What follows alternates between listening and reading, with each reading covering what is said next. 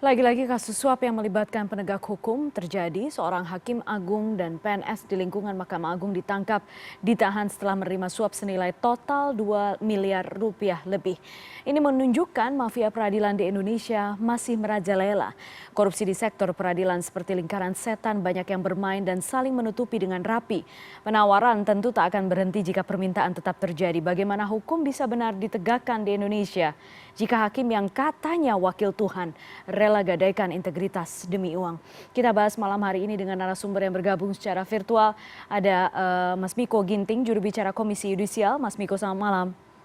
Malam, Bu Putri. Terima kasih atas waktu Anda. Ada Mas Zainal Arifin Mukhtar, Mas Uceng, Ketua Pusat Kajian Anti Korupsi UGM Pukat UGM. Mas Uceng, selamat malam. Selamat malam, Mbak Putri. Terima kasih atas waktu Anda, Bapak-Bapak. Saya ke Mas Miko terlebih dulu. Mungkin pertanyaan ini sudah ditanyakan beribu-ribu kali hari ini, tapi sebenarnya bagaimana pengawasan yang dilakukan KY selama ini, Mas Miko? Iya, ini jadi satu momen untuk kita melihat ya bahwa sistem pengawasan terhadap hakim dan aparatur peradilan itu bekerja. Gitu. Jadi saya mau memakai sudut pandang itu karena kalau kita lihat bagian dari proses penegakan hukum ini kan juga bagian dari proses pengawasan begitu ya.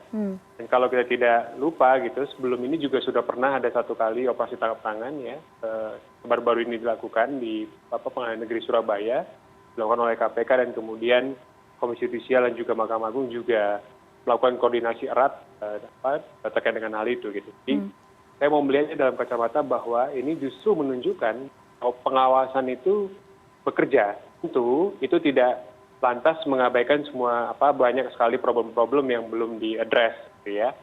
Nah, untuk itulah kemudian ke depan sebenarnya yang perlu dilakukan adalah bagaimana kita memperkuat sistem pengawasan itu, termasuk memperkuat sistem deteksi dini gitu ya, kayak dengan pencegahan-pencegahan penyimpangan-penyimpangan. Saya kira ini clear sekali pesannya kalau kita tadi dari KPK dan Komisi Yudisial dan juga Mahkamah Agung, pesannya clear sekali bahwa untuk para pelaku-pelaku penyimpangan gitu, ini hati-hati.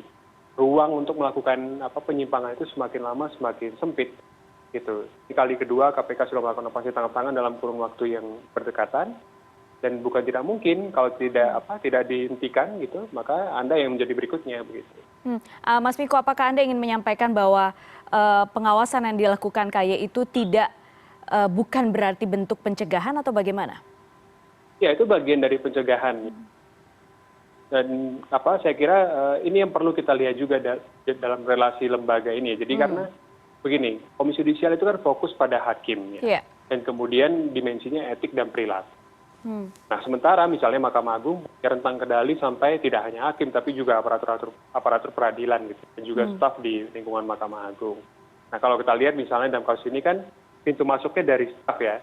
Terutama di bagian kepaniteraan. Nah, kalau misalnya dan KPK misalnya dia juga punya kewenangan yang apabila pelanggaran perilaku itu berujung pada dugaan tindak pidana korupsi, maka dia juga bisa melaksanakan kewenangannya gitu. Jadi 3 kewenangan lembaga ini seakan-akan memang berbeda-beda, tapi kalau kita bayangkan jika bisa dikolaborasikan dalam satu framework gitu ya, dalam satu kerangka untuk memperkuat pengawasan peradilan, saya kira ke depan juga ruang-ruang penyimpangan perilaku itu bisa ditutup gitu. Oke, tapi bukankah KY juga menerima keluhan yang masuk gitu kan dari mereka yang berperkara? Selama ini prosesnya bagaimana setelah menerima keluhan itu? Ya tentu ada proses. Mungkin bukan untuk kasus ini ya, tapi pasti ada kasus-kasus yang lain. Tentu, kita menerima banyak sekali laporan-laporan dari masyarakat. Misalnya setiap tahun itu ada 2.000 sampai 3.000 laporan masyarakat terkait dengan dugaan pelanggaran perilaku hakim. Tapi dari 2.000 sampai 3.000 itu memang angka yang bisa diverifikasi dan kemudian memenuhi dugaan pelanggaran perilaku itu kan juga sangat jauh yang.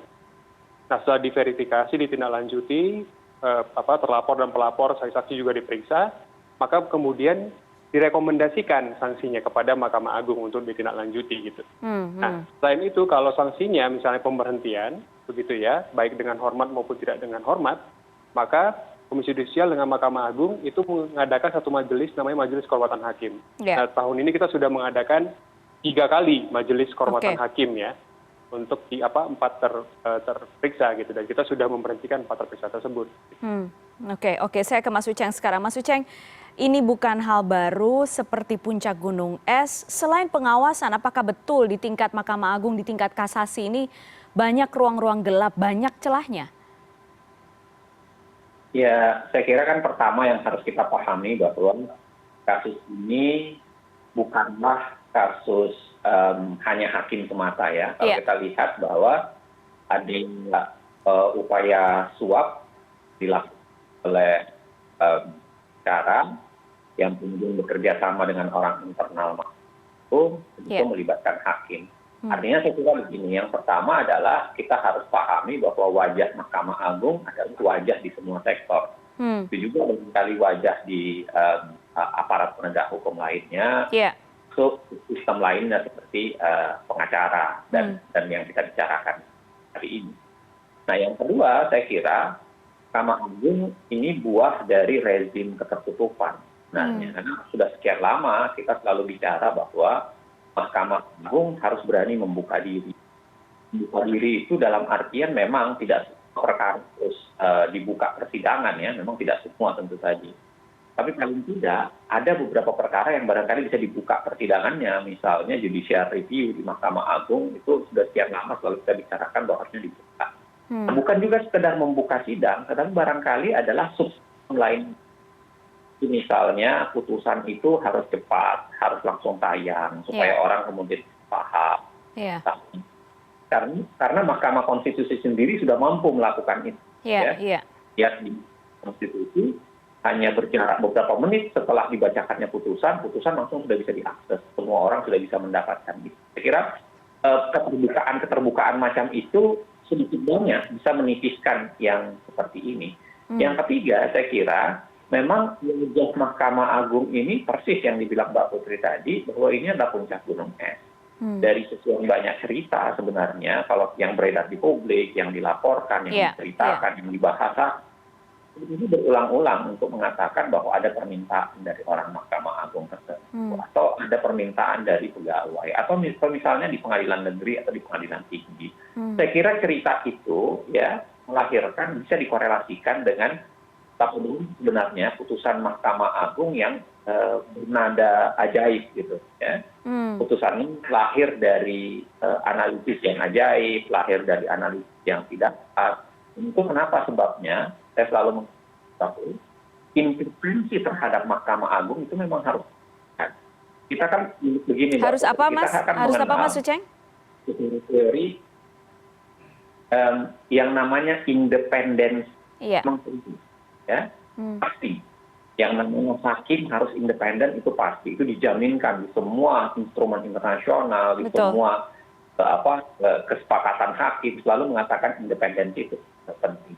Tetapi jangan pernah lupa bahwa independensi itu harus dibangun dengan yang namanya integritas. Kalau yang integritasnya tinggi, independensinya bisa ditingkatkan. Kalau kita balik ke sejarah, karena problem di Mahkamah Agung soal integritasnya itulah yang melahirkan Komisi Yudisial kan. Iya. Hadirnya Komisi Yudisial itu adalah rendahnya independensi Mahkamah Agung butuh diintervensi. Itu di booster, butuh untuk diperbaiki integritasnya.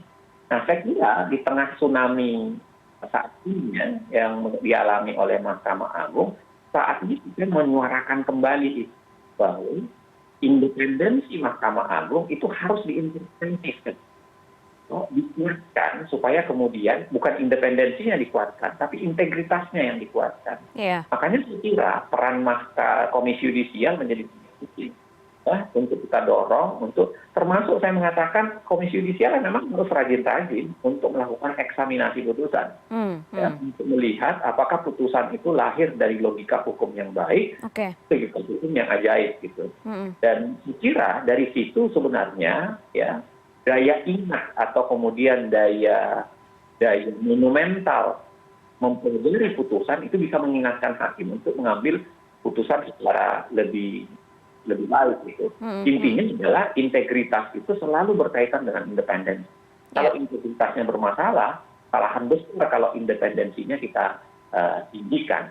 Nah, yang kedua tentu saja ini adalah lahir dari masih ada problemnya di tubuh pengawasan dan pembinaan di Mahkamah Agung. Oke, tidak Saya kira berfungsi ya yang Badan disampaikan Pengawas oleh MA Mas itu?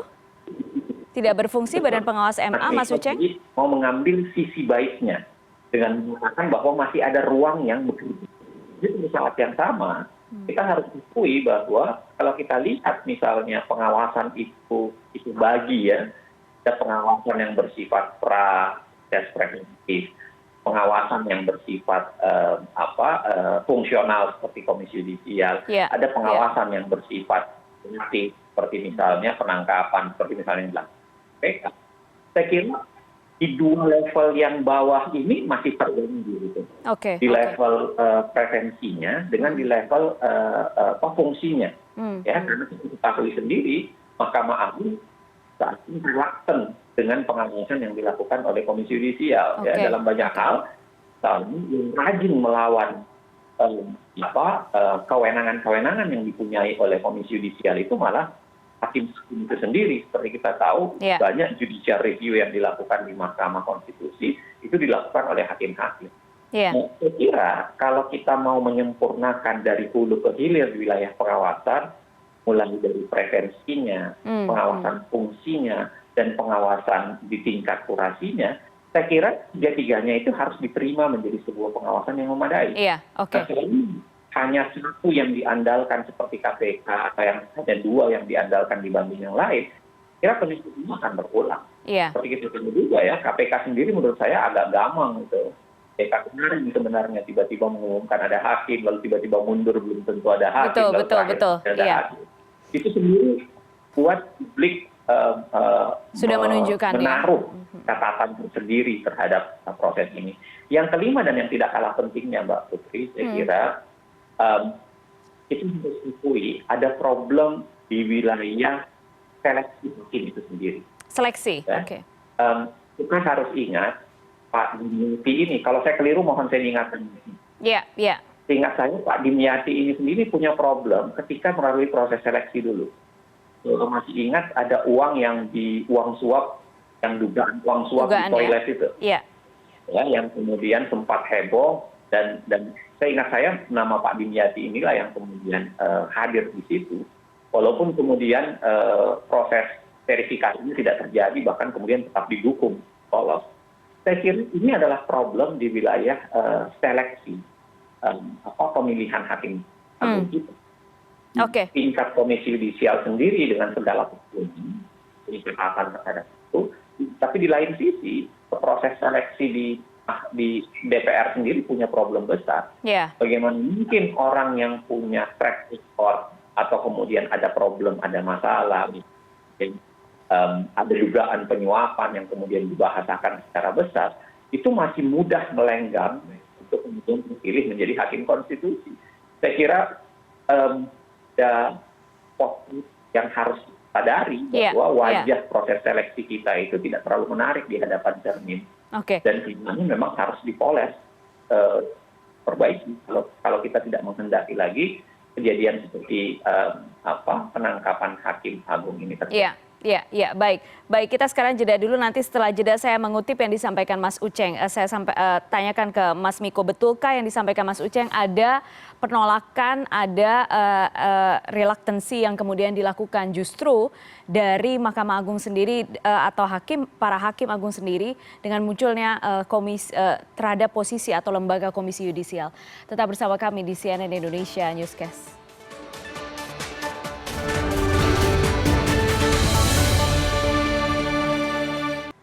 Anda kembali bersama kami di CNN Indonesia Newscast. Kami masih membahas soal dugaan suap Hakim Agung yang tentu saja mencoreng wajah hukum Indonesia. Saya ke Mas Miko Ginting, juru bicara Komisi Yudisial. Apakah betul tadi yang disampaikan oleh Mas Uceng, Mas Miko, memang ada penolakan, ada ketidaknyamanan dari hakim-hakim kemudian untuk berhadapan dengan Komisi Yudisial. Jadi memang kerjasama itu tidak pernah terjadi atau sulit terjadi. Ini memang soal ini ya, soal atas kewenangan begitu ya.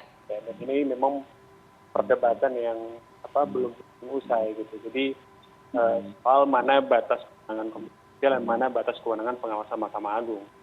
Lagi misalnya kalau kita lihat kan pelanggaran itu ada yang pelanggaran murni begitu ya, suap, selingkuhan dan sebagainya begitu ya. Tapi juga ada pelanggaran-pelanggaran yang sifatnya dia memang pelanggaran terhadap hukum acara begitu ya. Dan itu maksudnya dianggap teknis yudisial. Nah, tapi ada juga pelanggaran-pelanggaran yang ada irisannya. Jadi pelanggaran perilaku dengan pelanggaran yang sifatnya teknis yudisial ini. Nah, irisan inilah yang kemudian belum diselesaikan sampai hari ini. Jadi dampaknya apa? Dampaknya adalah banyak rekomendasi-rekomendasi komisi yudisial yang diberikan kepada Mahkamah Agung tidak bisa ditindaklanjuti gitu. Karena alasan Mahkamah Agung adalah berargumentasi bahwa ini masuk dalam ranah teknis yudisial yang merupakan bagian dari kemandirian hakim gitu. Nah, saat ini kita sudah mendorong ada satu mekanisme namanya pemeriksaan bersama, Mbak Putri ya. Itu bagaimana? Jadi ini akan kalau memang ada perdebatan mengenai rekomendasi dari Komisi Yudisial begitu, maka Mahkamah Agung dan Komisi Yudisial melakukan pemeriksaan bersama-sama. Oke. Gitu. Jadi dari situ kan ada kesimpulan ya, sehingga sudah pernah ada yang dilakukan seperti itu? Lagi kemudian tidak ditindaklanjuti. Sudah pernah ada yang dilakukan seperti itu, Mas Miko? Pemeriksaan bersama itu? Belum pernah terjadi. Dari 2011 program bersama itu dibentuk ya, antara Mahkamah Agung dengan Komisi Yudisial mengenai pemeriksaan bersama. Hari ini belum pernah dilakukan. Kita coba exercise ya dalam praktik. Dan kita akan lihat bagaimana pembelajaran dari praktik itu nantinya. Gitu. Dan apakah proses itu akan dilakukan di saat ini untuk memeriksa Sudrajat Dimyati? Kalau Komisi Yudisial untuk kasus Sudrajat Dimyati, kita bakal melakukan pemeriksaan dalam dimensi etik perilaku. Ya. Sementara itu kan ini kasus penegakan hukum juga sedang berjalan di Komisi Pemberantasan Korupsi. Ya. Kita juga harus hormati secara bersama-sama. Jadi masalahnya masalah timing saja. Oke. Nah, kapan akan dilakukan? Apakah memang bersamaan atau nanti setelah proses di KPK itu selesai? Dan ini tidak hanya untuk Sudrajat Dimyati, Mbak Putri. Yeah. Karena satu orang tersangka yang lain kan juga hakim, meskipun itu hakim yudisial ya, Mahkamah Agung. Tapi tetap saja hakim. Jadi ada 2 hakim yang kemudian sampai saat ini ya, sejauh ini akan kita periksa. Tapi kapan melakukan pemeriksaannya? Apakah bersamaan? Apakah setelah proses di KPK? Nah, kita akan koordinasi erat dengan KPK dan Mahkamah Agung begitu. Mas Uceng, jika ingin memberantas ini, mulainya dari mana? Ada permintaannya, ada penawarannya, muter aja di situ terus? Ya, saya kira memang pada akhirnya ini bukan faktor tunggal ya, tidak ada faktor sistem, tunggal, ya? jadi tidak tunggal. Mungkin kita berharap sebuah panacea, satu obat yang kemudian bisa menyembuhkan semua hal. Saya kira mau terpaksa harus dikerjakan semuanya. Saya bilang tadi proses seleksi diperbaiki dan itu separuh kerja KY dan pada saat yang sama pembinaan dan pengawasan diperbaiki, ada kerja Mahkamah Agung di situ, ada kerja Komisi Yudisial di situ, ada lembaga hukum di situ, lalu kemudian proses penguatan kelembagaan di Mahkamah Agung itu harus dilakukan, transparansi harus dilakukan, upaya untuk lebih membuka tanggung jawab besar ke publik itu dilakukan. Plus pada saat yang sama aparat penegak hukum lainnya atau subsistem lainnya juga harus diperbaiki, kepengacaraan, polisi, jaksa dan lain sebagainya. Karena separuh juga problem ini juga ada di sana. Saya kira pada akhirnya memang ini adalah kerja yang harus dilakukan secara sendiri. Tidak mungkin kerja yang satu dibanding yang lain. Mungkin tinggal dipetakan saja mana yang harus dilakukan lebih utama. First thing first lah dipikirkan. Dalam kasus ini saya kira first thing first-nya adalah segera menyelesaikan yang ada di depan. Yaitu memberikan simbol monumental bahwa jangan main-main misalnya dengan perkara seperti ini. Saya kira Mahkamah Agung dan Komisi Yudisial bisa mengambil langkah yang tegas, cepat dan kemudian cukup monumental untuk segera menghilangkan benalu-benalu seperti hakim yang korup ini. Plus di saat yang sama, apa yang disampaikan oleh pengacara bahwa dia akan membongkar kasusnya secara lebih detail itu harus dilakukan. Jadi saya kira ini konteks mafia peradilan. Dalam konteks mafia peradilan itu tidak pernah ada pelaku tunggal kalau dalam mafia peradilan. Selalu proses kerjasama kolektif, bareng-bareng, rame-rame dan melibatkan orang banyak. Nah, karena saya kira itu bantu. walaupun tetap saja pengacara ini berdosa besar ya dalam tanda kutip karena menjadi pelaku, tapi pada saat yang sama jika memang dia punya itikat untuk membongkar ini, itu harus difasilitasi untuk kemudian bisa membongkar, bisa memberikan tentakel atau kaki-kaki yang ada di mana-mana. Itu yang paling cepat. Sedangkan yang lainnya saya kira tetap harus dilanjutkan, baik judicial, penguatan Mahkamah Agung, penguatan seleksi, dan kerja kerja yang tadi sudah saya sampaikan. Ya, baik. Kita masih menunggu tentunya perkembangan kasus ini. Sekali lagi terima kasih Mas Uceng sudah bergabung malam hari ini. Zainal Arifin Muchtar, Ketua Pusat Kajian Anti Korupsi UGM, dan juga Mas Miko Ginting, juru bicara Komisi Yudisial. Terima kasih Bapak-Bapak, sehat selalu. Terima kasih. Sehat, Mbak Putri.